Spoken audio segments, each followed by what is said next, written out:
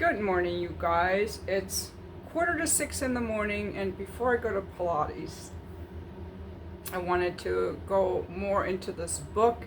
And now we're talking about the emotional part of sex because, unlike men, women are not in the mood for sex as much as men. So we need more. We need to feel emotionally connected and respect you and want you. This part here, and the emotional part of sex, the chapter is called Sex Sort of Begins in the Kitchen but Not Why You Think. And that's because so many men have heard, well, if I just do the chores, if I do more chores, she'll want to have sex with me. Well, that's manipulation. If I do this, you'll do this for me. It's kind of almost covert manipulation, because you're not coming out and saying, okay, I'll do the dishes for you if you'll suck my dick. That would be actually more authentic. But instead the guy's like, well, if I do this, if I do that, maybe that'll get her in the mood. That's manipulation. And that reminds me of a book. I've made some videos on this book before. I actually interviewed the author of this book on my channel, The Dead Bedroom Fix. And he says the same thing. In his second chapter of his book, mistake number 2, doing more chores. That's a mistake. Because if you think that doing chores will get you sex, you're just looking for mommy's approval. You're just a needy little baby. Because chores is something that adults do. It's called being responsible. He writes, so why do I list doing more chores as a mistake? Well, the problem comes when you do these much needed household chores and proudly bring it up to mommy. I mean, your wife.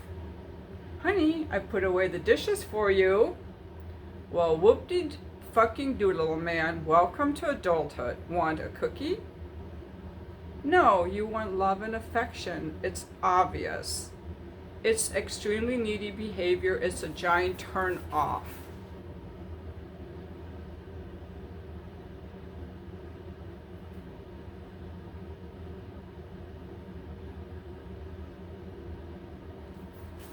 I think he's so funny the way he writes things. He goes on, you're acting like a child. You're being very needy. Your wife doesn't want to fuck a needy child. She wants a man. She wants a kind of guy who does the annoying and time-consuming task and never brings it up. Like, you just fix the lamp and you don't even say a thing about it. So,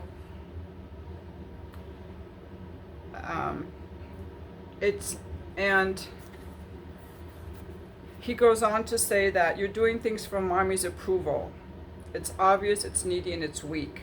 I should do another video about this book because it's like so funny, but it's in my playlist if you want to go check out the interview I did with him and the videos I made about this book. This is a book I really recommend to men, especially like people pleasers or manipulators or who don't know how to really get sex. It's like, if you make yourself fuckable, your wife will want to fuck you if she's a healthy woman.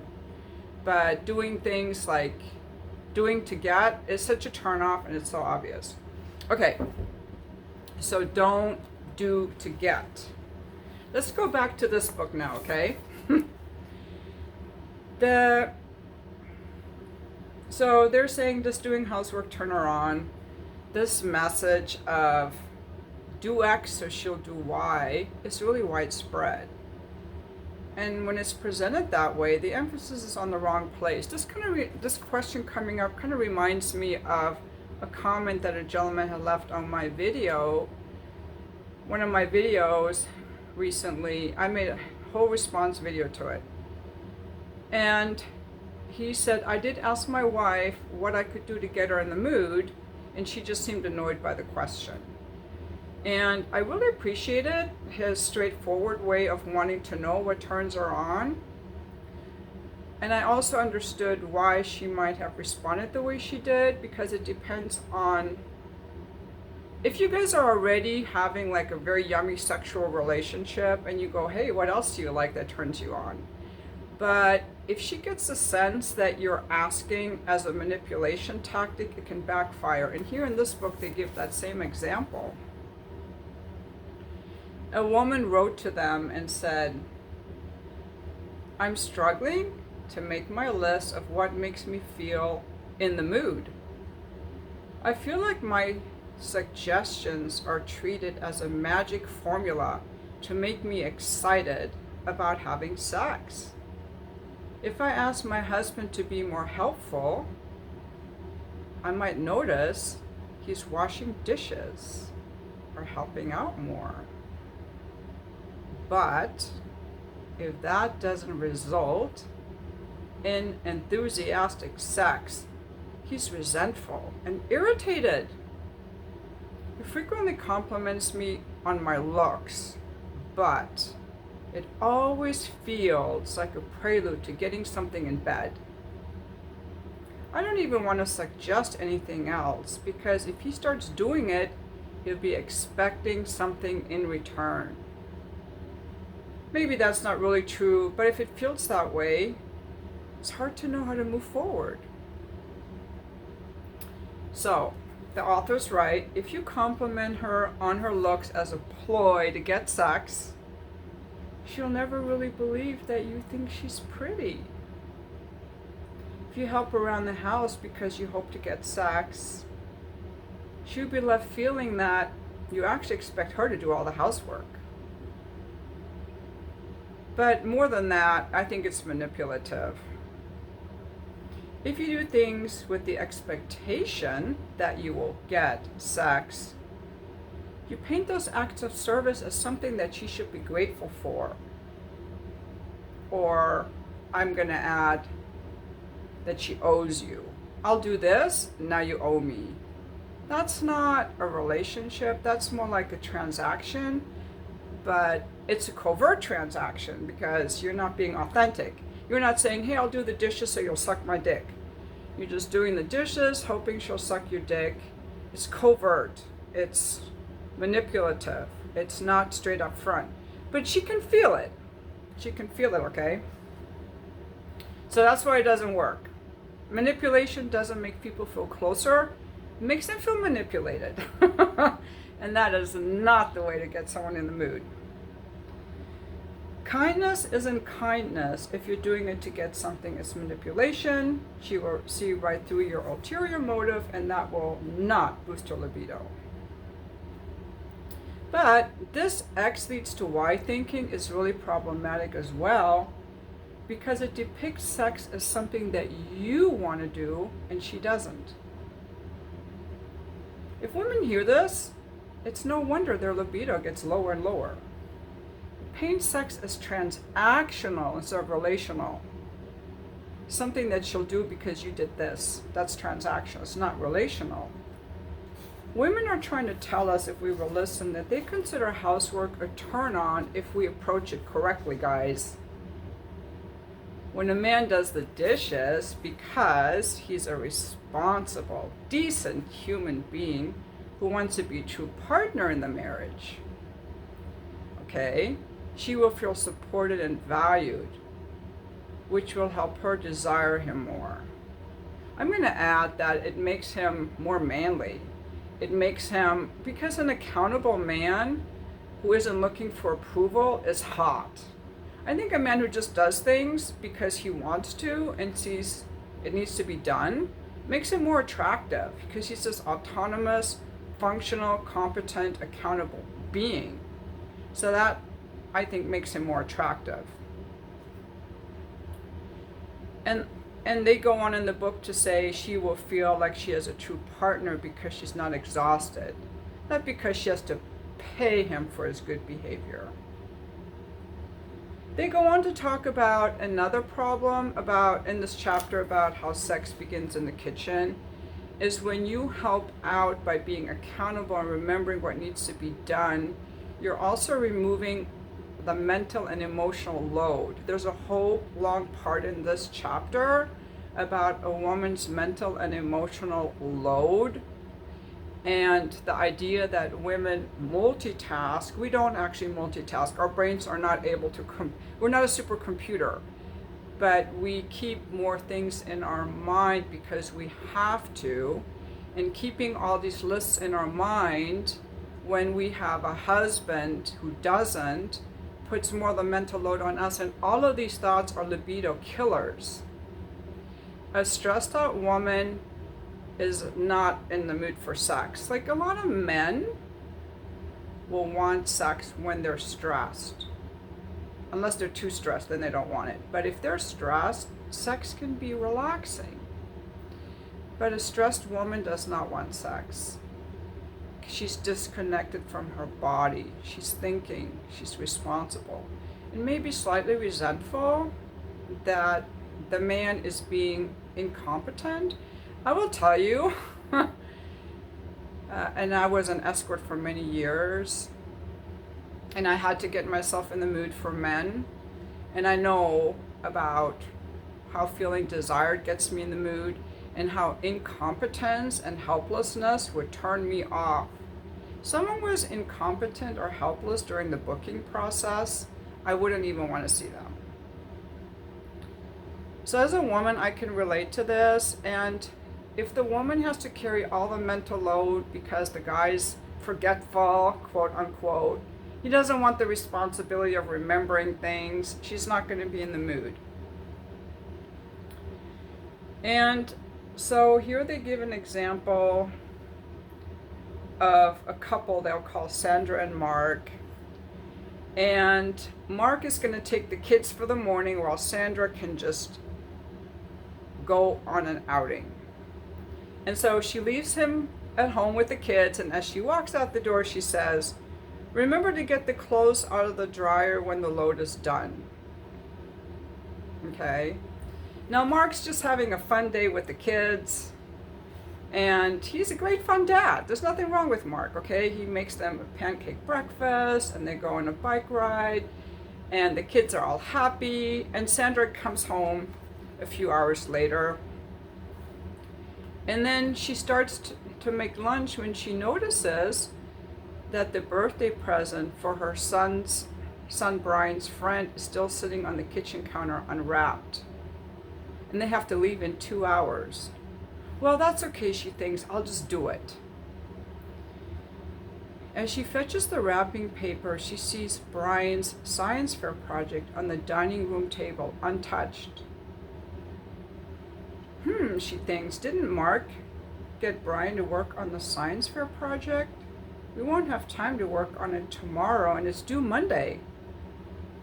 Then she thinks, oh my God, what about Janie practicing piano? Now they're under the gun because Sandra was going to stay with Brian at the birthday party. But now, in the next 2 hours, Brian needs to make headway on the project and Janie needs to practice piano. Sandra starts ordering the kids around and they get grumpy. Mark tells her to calm down, but Sandra feels the clock is ticking. She's getting more and more stressed. The kids comply begrudgingly, and Mark goes outside to mow the lawn, listening to podcasts. Sandra goes to grab her jeans and realizes they're not folded on the bed. Are they still in the dryer? Uh-oh. All of Mark's work shirts were in the dryer. If he didn't pull them out when the dryer was done, she'll need to do extra ironing.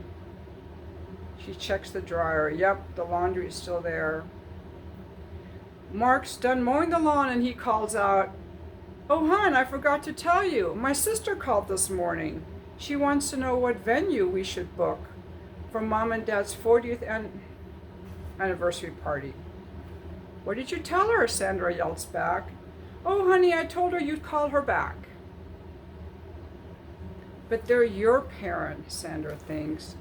Anger starts showing on her face. Mark can't figure out what's going on, but then he says, "Oh, is this about the laundry? Look, I'm sorry, I just forgot." And then Sandra bursts. It wasn't just the laundry. It was the unwrapped birthday present, the homework, the piano, it was everything. And now here's the clincher. But if you needed me to do all of that, Mark says, you should have given me a list. Now, if you don't know what's wrong with that, you didn't get the point that I was making before I start reading this. Mental load. Sandra feels the frustration rise even as she tries to stuff it down. Is it so bad to wish that I didn't have to write him a list? Is it wrong to want him to know some of the stuff without having to be told? The present was right in the middle of the kitchen where he had made the pancakes.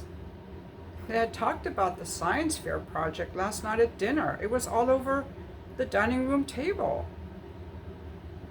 Janie had been practicing piano for weeks, and the Tuesday recital was circled with stars on the calendar. Was it so unreasonable that she wanted Mark to think some of these things too without being reminded? Mark tries to calm her down. Oh, honey, you're overreacting. We can get this all done later. You don't have to go crazy now.